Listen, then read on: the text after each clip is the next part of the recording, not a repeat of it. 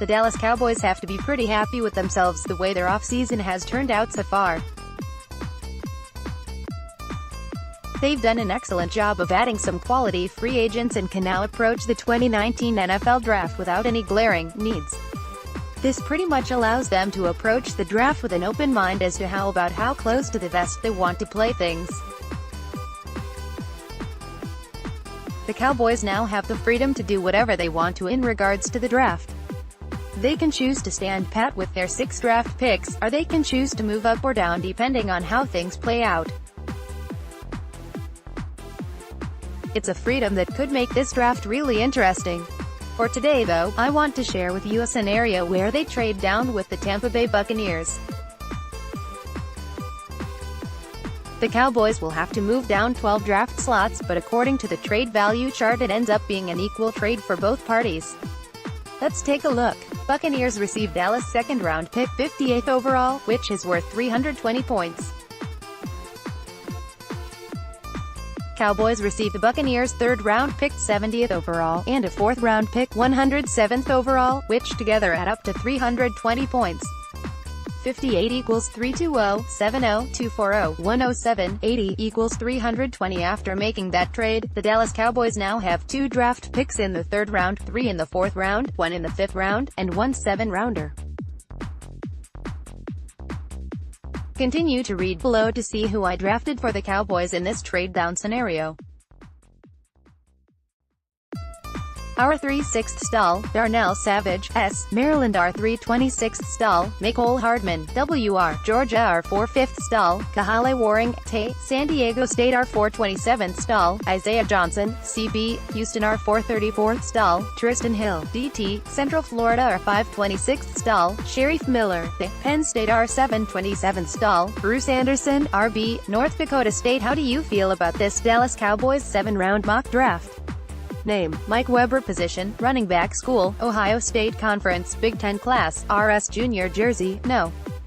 5 recruitment rating: 4-star HT, 5 feet 10 inches WT, 211 DOB, August 25, 1997. Rushing receiving scrimmage year school CONF class POS G at yards AVGTD rec yards AVGTD plays yards AVGTD asterisk 2015 Ohio State Big Ten FRRB 000 asterisk 2016 Ohio State Big Ten FRRB 13182 1096 6.0923 914.00 205 118 75.89 asterisk 2017 Ohio State Big Ten So RB 12,101,626 6.210 949.40 111,726.510 asterisk 2018 Ohio State Big Ten Junior RB 13,172,954 5.55 21 1125.31 193 1066 5.56 Career Ohio State 455 2676 5.92 454 297 5.51, 509, 2973 5.8 25 Highlights: the top plays by Ohio State RB Mike Weber, who announced that he will be entering the 2019 NFL Draft. Subscribe to Big Ten Network on YouTube. New highlights: he took over for Ezekiel Elliott in 2016 as a redshirt freshman and rushed for over 1,000 yards and 9 touchdowns, averaging 6 yards per carry. He was part of a timeshare with J.K. Dobbins in 2017 and 2018, but still rushed for over 1,500 yards and 15 touchdowns in his final 2 years at OU. He has a high motor player with good football IQ. As a runner, Weber does a good job of pressing the line of scrimmage before using his vision to pick his running lane. Is a smooth athlete with good contact balance. Not a lot of wasted movement when he has the ball in his hands. A little more slippery as a runner than expected. Stocky build helps him in short yardage situations. Shows good leg drive and does well to spin or contort his body at contact to fall forward. Weber can be a weapon in the passing game. He shows soft, natural hands when catching the ball out of the backfield and can be a threat after the catch. Shows good body control when balls are thrown outside his frame. Has shown he can be an effective route runner and has the ability to stretch the field vertically. Willingness as a pass protector, but could stand to clean up his technique. Cons: Mike Weber has the skill set to become a complete three-down running back in the NFL, but there are areas of his game that may keep him from being nothing more than a rotational player and spot starter. Most notably is his lack of breakaway speed and the durability issues he had in 2017 that allowed J.K. Dobbins to take over as the Buckeyes' lead back. Weber unfortunately doesn't possess the kind of top-end speed that would allow him to run away from defenders in the NFL. He shows only moderate burst when hitting the hole. Doesn't hit top speed immediately. More of a build-up runner. Struggles when he has to change directions, especially when moving laterally. Will get what's blocked for him, but doesn't show the ability to create on his own. Weber may struggle as a receiving back in the NFL. Mostly caught just swing passes and checkdowns at Ohio State and needs to prove he can run a more diverse route tree to deserve more targets. Lack of lateral mobility and change of direction will hurt his ability to separate. Shows the willingness as a press protector, but needs to clean up his technique. Cowboys fit: if drafted by the Dallas Cowboys, Mike Weber would be the third running back from Ohio State to play for America's team in last few years. He would join former teammate Ezekiel Elliott and replace Rod Smith, both of who are former Buckeyes. Weber didn't officially play with either, but he did watch Zeke from the sidelines during his freshman year at OU, which just so happened to be a redshirt year for him. Weber would immediately become Zeke's backup as a rookie and could form a really good 1-2 punch in the Cowboys' backfield. He has the versatility to be a threat in any offensive scheme, but probably fits best in his own blocking scheme. He can be a weapon as both a runner and receiver out of the backfield, but may not be anything more than a rotational back in the NFL or an emergency fill-in. He is projected to be a mid-round pick, which is where the Cowboys could look to draft him. The closer and closer we get to the kickoff of the 2019 NFL Draft on April 25, the more we learn of the potential draft targets the Dallas Cowboys have shown an interest in. Names continue to drop almost daily due to private workouts, pro day visits, 30 pre-draft visitors, and Dallas Day for local prospects who played or grew up in the area. The fun part about this time of year is studying these potential prospects and debating not only where they may be drafted, but their fit with the Dallas Cowboys. Opinions will vary of course on different players and their fit with the Cowboys, which only makes the debate that much more fun. It's what makes the NFL Draft one of the more popular events of the offseason. Today, I want to talk about 5 players who have been linked to the Dallas Cowboys as potential draft targets. There are several people out there who are really high on these players, but I personally have a hard time buying into the hype. Please continue to read below to see the players I believe are a little overhyped. Fit: Jalen Ferguson, Louisiana Tech to Jalen Ferguson. Jalen Ferguson was highly productive in college and certainly looks the part of an NFL defensive end, but looks and production can be deceiving. He has benefited from playing against lesser talent in the FBS division while at Louisiana Tech, but is going to struggle against more athletic and talented players in the NFL.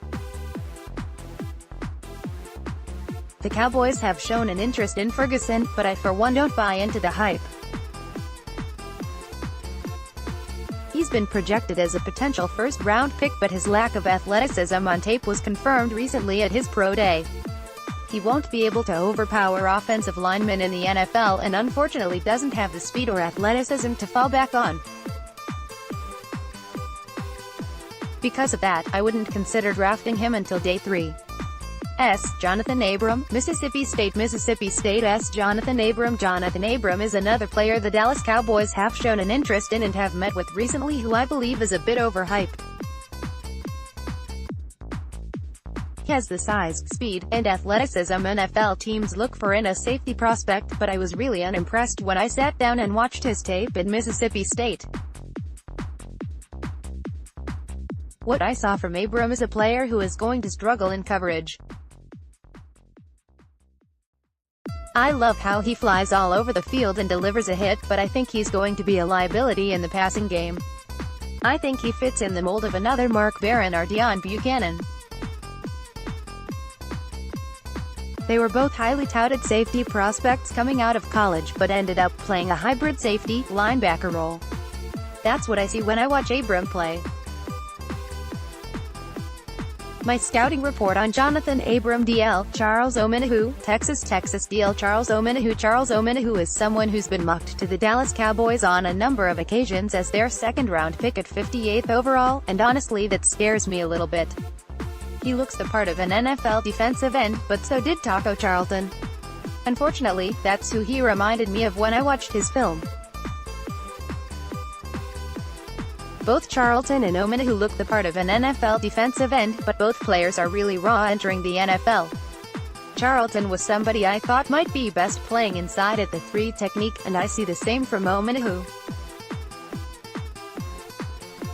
Just don't know where to play him right now, and I certainly don't want another Taco Charlton. Because of that, I don't buy into his hype. John Williams scouting report on Charles Omenihu. DL Zach Allen, Boston College to Zach Allen. The Dallas Cowboys are supposedly pretty high on Zach Allen. He has a real shot to be the one they draft with the 58th overall pick in the second round, but honestly I would be more than a little disappointed if that's the direction they go. He possesses an intriguing skill set, but there are other players I'm higher on for the Cowboys in that range. Allen reminds me a little bit of Tyrone Crawford. I saw a tweener when I studied his game film from Boston College. He is probably capable of playing as a base end on running downs and then kicking inside to the 3 tech on passing downs.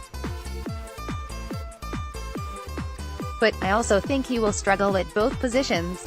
His lack of athleticism will hurt him as a DA against NFL caliber OTs, and I don't see him holding up consistently on the inside as a DT right now either. I'm concerned he may be nothing more than a rotational player. My scouting report on Zach Allen. WR Deebo Samuel, South Carolina WR Deebo Samuel isn't a name you probably were expecting to see make this list, and for good reason. He is one of the top-rated wide receivers in the 2019 draft class for a reason. He has a really intriguing skill set and should start immediately in the NFL. I'm actually a big fan of Samuel's as well, but I don't completely buy into the hype of having to draft him with the Cowboys' second-round pick. I think there are plenty of WRs the Cowboys can draft a round or 2 later who can come in and be just as productive as Samuel. In fact, I think he compares favorably to Stanley Morgan Jr., who Dallas can draft a couple rounds later. Don't get me wrong though. I wouldn't be as upset if Samuel ended up being the Cowboy selection at 58 as I would with other players on this list, but he's just not someone I'm completely sold on that early in the draft. Kevin Brady's scouting report on Deebo Samuel. Do you buy into the hype on these potential Dallas Cowboys draft targets? If they want to win the 2019 NFL Draft, the Dallas Cowboys are going to have to find some hidden gems in later rounds. Without a first-round pick, finding talented players who can contribute immediately in 2019 will be tough, but it certainly can be done. Of course, the draft is about more than just immediate needs, though, and Dallas will look to fill potential future holes as well. One of those position groups at risk of becoming a need quickly is cornerback, where much of the Cowboys' depth is or will soon be entering contract years. Central Michigan cornerback Sean Bunting isn't much of a hidden gem anymore, but he certainly presents the upside Dallas could be looking for in this year's draft. The player Sean Bunting is a 6 feet 1 inch 180-pound corner who made a name for himself nationally at the NFL Combine. Running a 4.42 40-yard dash and jumping 126 inches on the broad jump, fans around the country quickly learned of Bunting. For people like me who had not been keeping a close eye on Bunting prior to the combine, the question then became, can he play? You can see the upside in Sean Bunting's game on tape. Bunting had 9 interceptions and 15 passes defensed over 3 years in college, 2 as a starter, with his best statistical season coming when he picked off 5 passes in 2017. This type of production typically translates to the NFL, and Bunting has ball skills on tape that would be much a needed addition to the Cowboys' secondary. He can be a little late in his turns when the ball's in the air, but he's a smart player with a good instincts overall, especially in zone coverage. He is very much a work in progress, however. Bunting's ability in man coverage is a bit inconsistent, but his athletic attributes and high points of play ease my concerns. He clearly has quick feet and coverage and has the traits to project as a sticky cover corner, but you just don't see it on film as consistently as you would hope for. Bunting is probably a bit below average as a tackler, but I'm not too concerned about that. You aren't drafting Bunting as a blitzer or to stop the run, you're drafting him to be athletic in the back end and cover people.